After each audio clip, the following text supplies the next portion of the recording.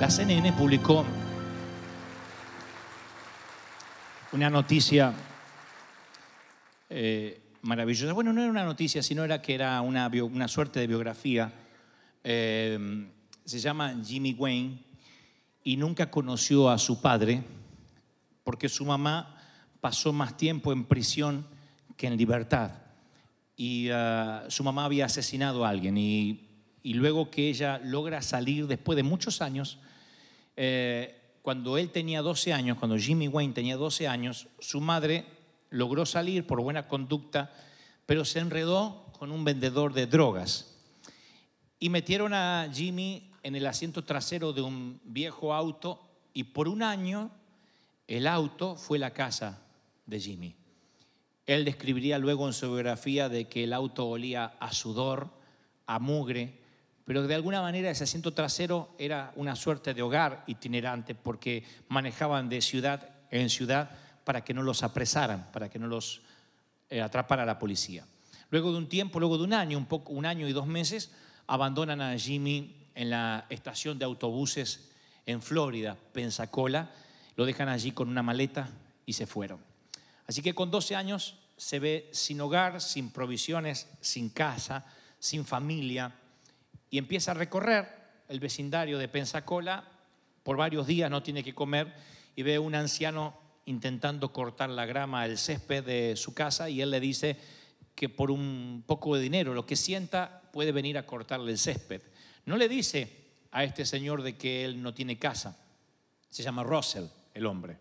No le dice que él no tiene hogar, ni que es el hijo de una expresidiaria o de fugitivos, sino que simplemente se ofrece para cortar el césped. Al hombre le cae bien la oferta y le deja cortar el césped por 4 o 5 semanas.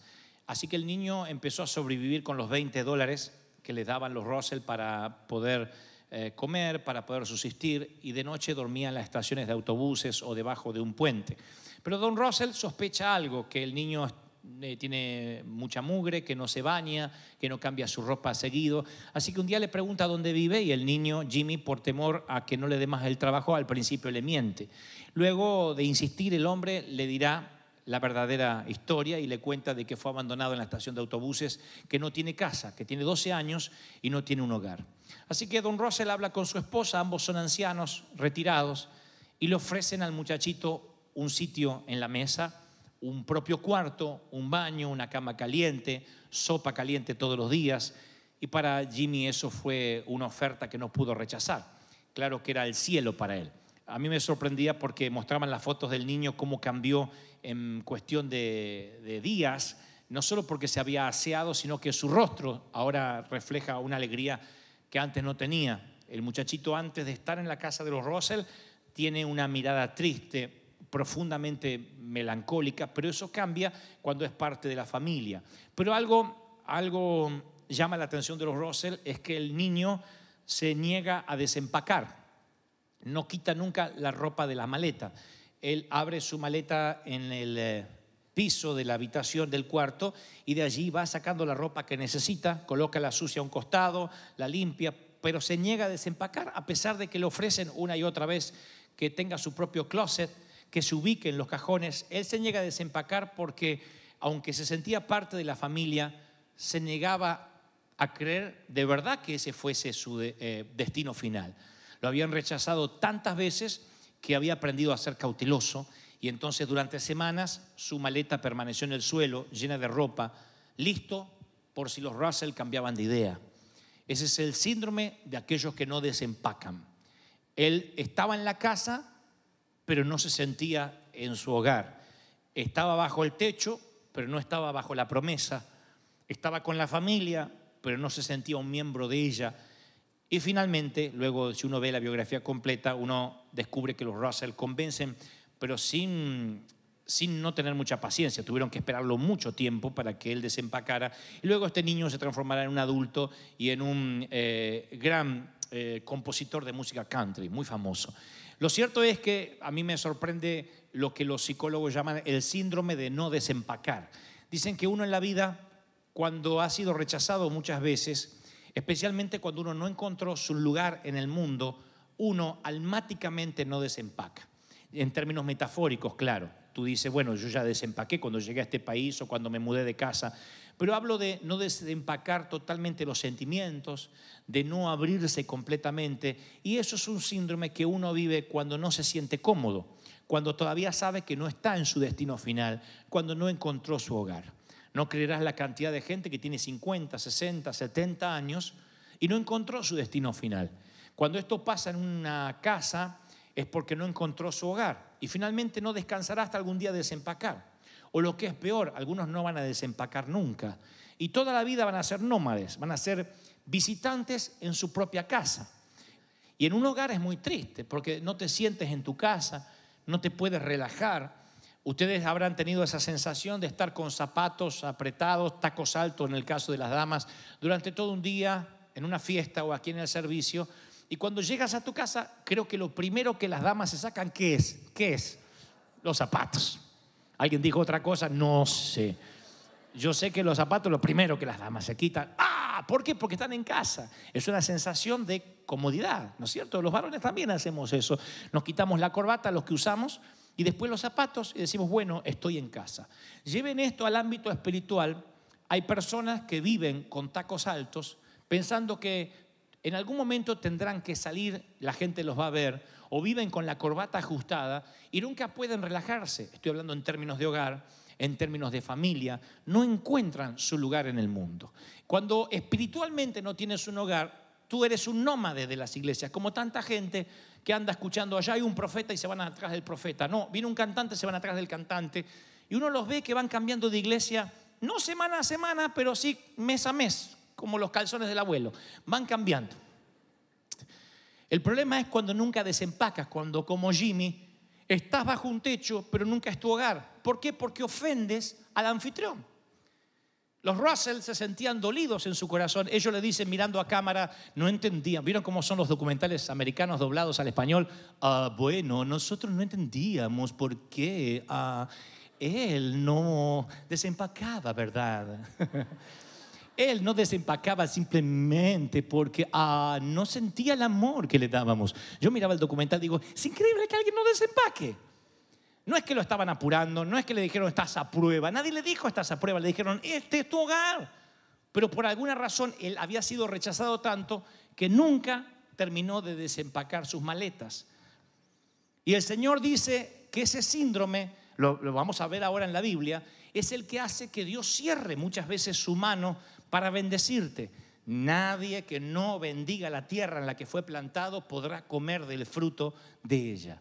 Esta palabra va para los que no pueden desempacar en este país, en esta iglesia, y viven entre la profecía y el destino.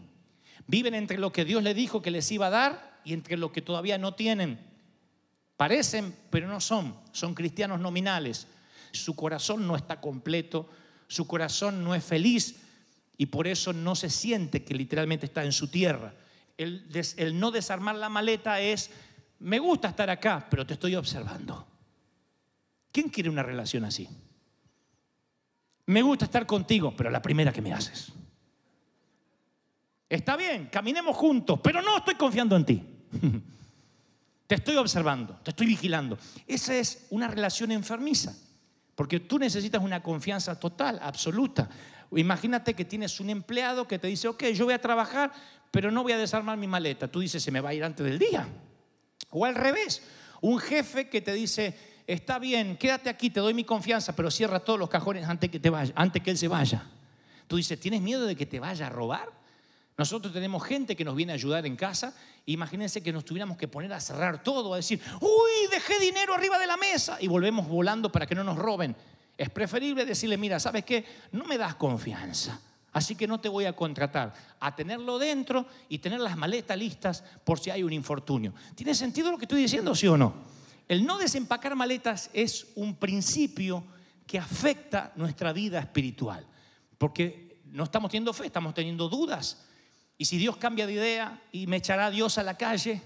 Yo fui un niño de la calle en términos evangélicos casi por 20 años. Fui un niño de la calle. Entonces esos niños siempre dicen, en cualquier momento la friego y me echan. Y yo nací en una iglesia tan legalista donde los pastores me decían, Dios te ama si no la friegas. Dios te ama si no metes la pata.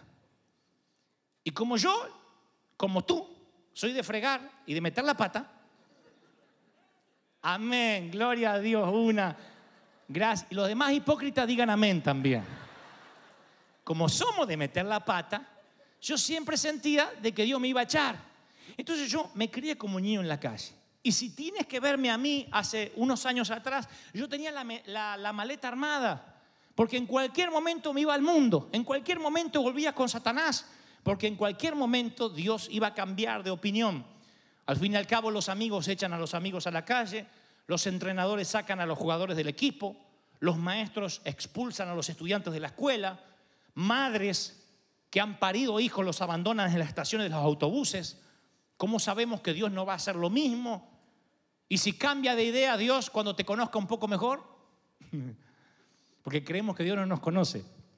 Entonces pensamos, ¿y si me conoce más Dios y cambia de idea?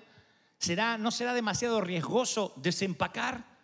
Pero el Señor me dice esta mañana que responda a esas preguntas. Pero no las responda yo, sino que me vaya a la cruz y el mismo Dios va a responder esas preguntas cuando dijo, este es mi hijo, mi pacto contigo nunca, nunca va a cambiar. Si yo te abro las puertas de mi casa es para que sea tu hogar. ¿Están conmigo? ¿Sí o no? Ahora, miren, yo quiero en los próximos minutos, muy pocos minutos, contarles esta historia que la mayoría debe conocer de memoria. Fue cuando los hebreos cruzan el Jordán.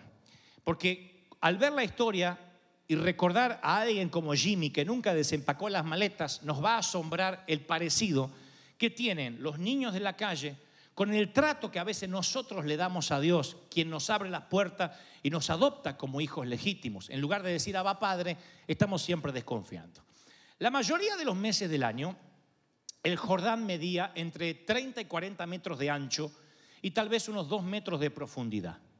Cuando Josué, con un promedio de 4 millones de gente, recibe la orden de cruzar el Jordán para tomar la tierra prometida, recibe la orden o el mandato divino en tiempos de la siega, dice la Biblia, en tiempo de cosecha.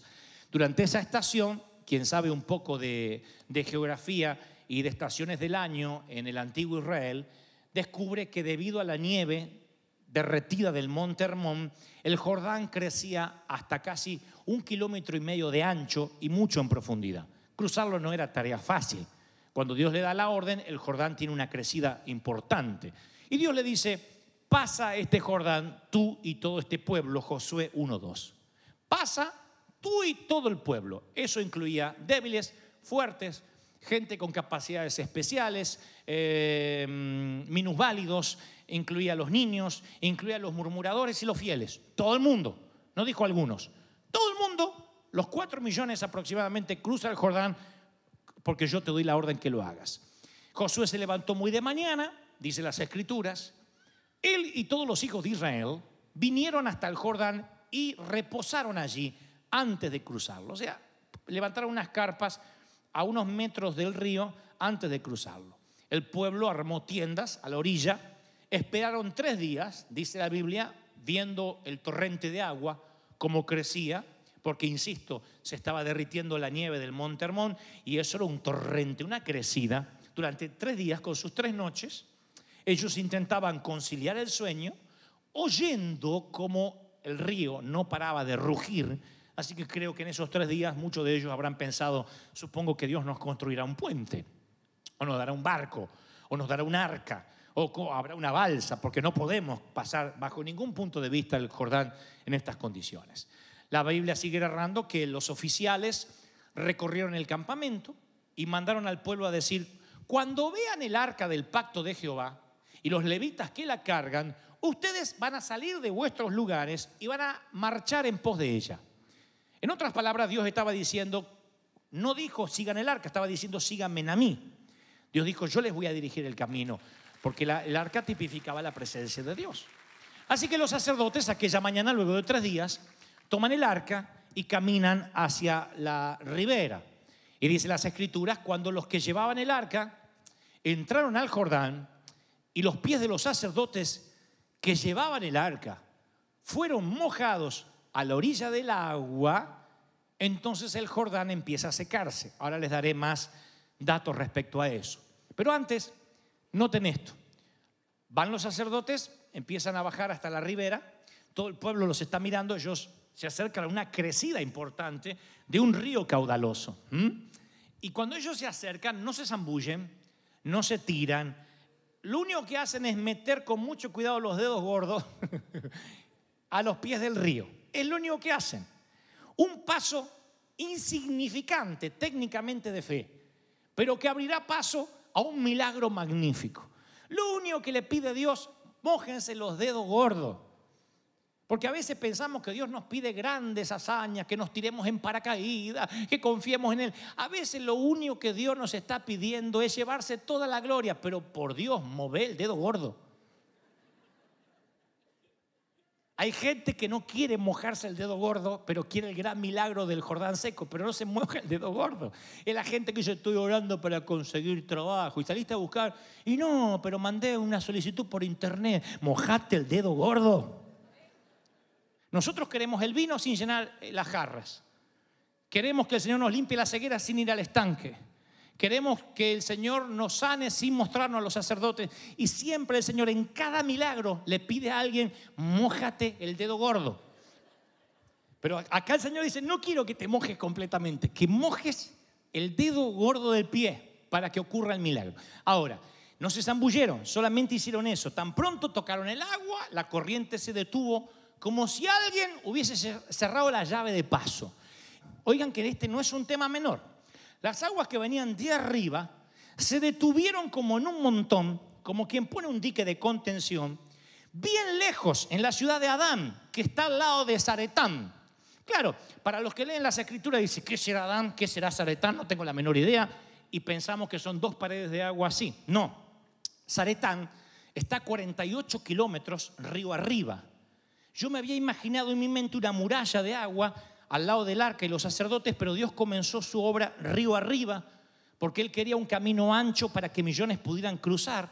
Y hasta que todo el pueblo hubo acabado de pasar el Jordán y todo Israel pasó en seco, esa llave de paso no se volvió a abrir. Se los voy a poner así. Cuando ellos se mojan los dedos gordos, Dios cerró la llave de paso acá y casi 30 millas para el otro lado hace...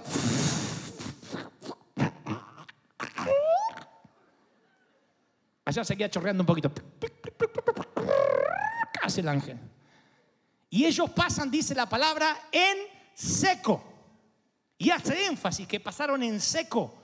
Hombres, mujeres, niños, ancianos, débiles, fuertes, creyentes, incrédulos, fieles, murmuradores.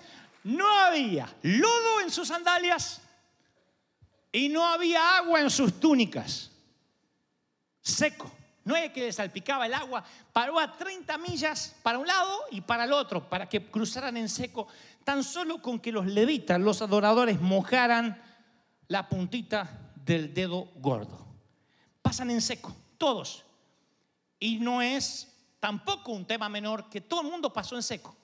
Porque entre 4 millones de personas hay gente que debe creer y hay incrédulos también ahí. Si seguimos la historia de las Escrituras, van a ver que aun cuando Dios reparte las tierras a cada tribu, hay de las tribus que se niegan a tomar la tierra. Cuando Josué les dice, vayan porque Dios les dará la victoria, hay de los que echan a sus enemigos y hay de los que condonan con los enemigos, hacen una tranza, hacen un arreglo con el enemigo. ¿Qué me habla esto? Que en 4 millones de personas hay de los buenos, de los fieles y de los otros. Dios nunca discrimina. Y todo el pueblo pasó en seco. Aun cuando los que se mojaron los dedos gordos nada más que fueron una tribu sola, los levitas. Ni siquiera fue toda la tribu, fue parte. Fueron algunos, los sacerdotes. Aun cuando muy pocos hicieron el paso de fe. Dios bendice, dice la palabra que el sol sale para buenos y para impíos. Dios bendice a todo el mundo. Quien siembra la tierra, levanta la cosecha, sea un mal hijo o un buen hijo.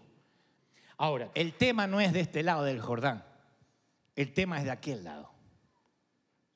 El tema es cuando cruzamos el Jordán, porque cuando cruzamos en seco, lo primero que ve, o los que ven los hebreos, es que no hay lodo en sus sandalias.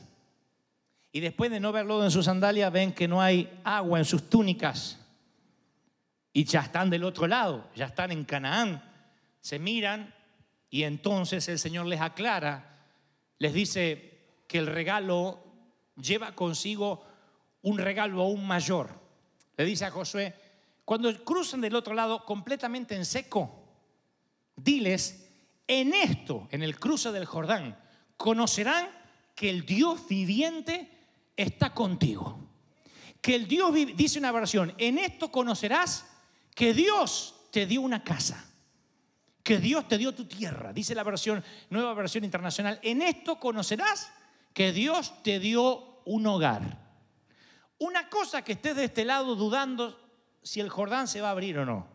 Otra cosa es que pases en seco, estés del otro lado, vea que en tus sandalias no hay lodo de pecado, cruces del otro lado de la cruz, veas que no tienes pecado, que el Señor te perdonó, veas que no hay agua de maldición en tus túnicas y aún así tengas el descaro de no desempacar. Cuando Dios te ha dicho, la cruz del Calvario te quitó el pecado, te quitó la maldición, quitó el dedo acusador de Satanás, te pasé en seco, estás limpio, estás puro, tus vestiduras son blancas, lo mínimo es que este sea tu hogar, este sea tu casa. Alguien tiene que decirme amén si recibe esta palabra. Porque qué feo es. Ya no es alguien que duda, ya es un corazón desagradecido, aquel que pasa, no tiene lodo de pecado en sus sandalias y aún así se niega a desempacar. Tomen la tierra que yo les doy. No, pero ¿por qué si en el cruce del Jordán has visto que yo, el Dios viviente, estoy con ustedes, contigo? Canaán está delante, el Jordán está detrás de ti. Mírate, no hay lodo en tus sandalias, no hay agua en tu túnica, no hay pecado en tu récord, no hay culpa ligada a tu nombre. Alguien tiene que creerlo y decirme amén. No hay récord de pecado. Y tú dices, si los pecados de esta mañana ya Dios los limpió. No hay récord. Es como hacer un reset, así como hacer un limpiar el disco rígido de la computadora. Dios limpia tu historial. Y a juzgar de cómo te portas, no lo puede limpiar una vez por año. Lo tiene que limpiar por día. La gracia hace y te vuelve a limpiar. Y tú dices, los pecados de anoche, el Señor te vuelve a limpiar. Mi sangre es abundante para perdonarte, dice Dios, si te aferras a mi misericordia, si te aferras a mi gracia. ¿Reciben esta palabra, sí o no? Ahora, ¿qué pretende el Señor? Que en esto conozcas, en el cruce del Jordán, traigamos esto a la vida contemporánea, a la nueva dispensación de la gracia. En la cruz conocerás de que el Dios viviente está contigo. Cuando el ladrón le dice, ten misericordia de mí, acuérdate de mí cuando vengas en tu reino. Y el Señor le dice, de cierto te digo, hoy estarás conmigo en el paraíso. Esa cruz hizo que el delincuente cruzara el Jordán y estuviese del otro lado. Ahora imagínense que el delincuente llega a los cielos, no hay culpa, nadie lo conoce como el ladrón de la cruz. No hay un récord delictivo en él. Dios le hizo un cleaner, lo limpió absolutamente. Y llega a los cielos y le dice San Pedro, le dice David, le dice Salomón, ven con nosotros, vamos a adorar. No, prefiero no desempacar. No sé, no tengo paz. Porque algunos dicen eso, es que no me da paz. No es que no le da paz. No desempaca porque todavía vive una vida hipócrita que no puede agradecer al Señor. Y es algo que eso repele el corazón del Señor. En el tiempo que te toca vivir, Dios dice que quiere que aproveches donde Él te pone. Si estás cruzando el Jordán, estás en una situación difícil porque todavía no terminaste de cruzarlo. Pero si llegas al otro lado, donde no hay lodo en tus sandalias, donde no hay agua en tus túnicas, el Señor exige, el Señor apela, exhorta y te dice, yo necesito que desempaques. Yo necesito que este sea tu hogar. ¿Qué es desempacar? Abrir el corazón. Señor, habla conmigo, trata conmigo. No tengo dobleces, no tengo doble ánimo. Qué lindo es tener un líder así. Mira, así estoy. Quiero que me ayudes. Mira, hay cosas que no me cierran, hay cosas que me preocupan. Ora por mí. Y te abre su corazón, desempaca. Tú le ves los calzones ahí y los calcetines. Todo está a la vista. Pero aquel que oculta algo en la maleta es porque todavía no está cómodo. Y yo puedo decirte algo de parte del corazón de Dios. Tal vez no estés cómodo en tu casa, tal vez tu casa nunca será tu hogar. Tal vez no estés cómodo con tu familia ni con el apellido que te tocó, pero no te puedes permitir el lujo de no estar cómodo en la gracia de Dios. Porque por gracia has sido salvo. La sangre le costó la sangre al Hijo de Dios. ¿Están conmigo, sí o no? Entonces, mi preocupación es, si Dios determinó que este sea tu año, y te quiere bendecir. Y como el señor Russell te dice, ven, ahí tienes un cuarto, ahí tienes un closet, el baño, úsalo. Y se va, te da tu intimidad, te deja tu tiempo de privacidad. Regresa a la hora de la cena y dice, ¿desempacaste? No. Tal vez usted cambie de idea. ¿Qué crees que hará el señor de la casa? No puede bendecirte. Yo he hablado con hombres de Dios que nunca logran desempacar y por eso sus iglesias no crecen. ¿Qué significa desempacar? No necesariamente que te vas a quedar para siempre, simplemente que vas a bendecir el sitio donde Dios te puso, porque tú necesitas tener un hogar, ya sea donde saliste, donde estás o donde vas a ir. Pero sin hogar no puedes vivir. Necesitas amar y ser amado. Necesitas un sitio donde pertenecer. Si no lo tienes, serás un corazón sin techo, serás un alma vagabunda, un homeless espiritual, y no te lo mereces. Mereces que esta sea tu casa. Tienes que desempacar, pertenecer a un lugar y decir, este es mi lugar. Si no lo tienes, busca un horizonte, busca un faro, busca un futuro. Dile, ese es mi hogar, imagínatelo. Dile, esa es mi casa, ahí quiero llegar. Pero no tener un faro es como navegar sin brújula. Y se ven esas personas, son grises, abúlicas, tristes. Personas que no tienen dónde ir, no tienen una meta. Y no hablo de mi meta está en el cielo, más allá del sol, porque esa meta es una meta en común que todos tenemos cuando Cristo muere por nosotros en la cruz del Calvario y nos da acceso a los cielos. Estoy hablando de las metas aquí, mientras que te toque vivir. Necesitas desempacar, Jimmy, porque de otro modo no vas a poder triunfar.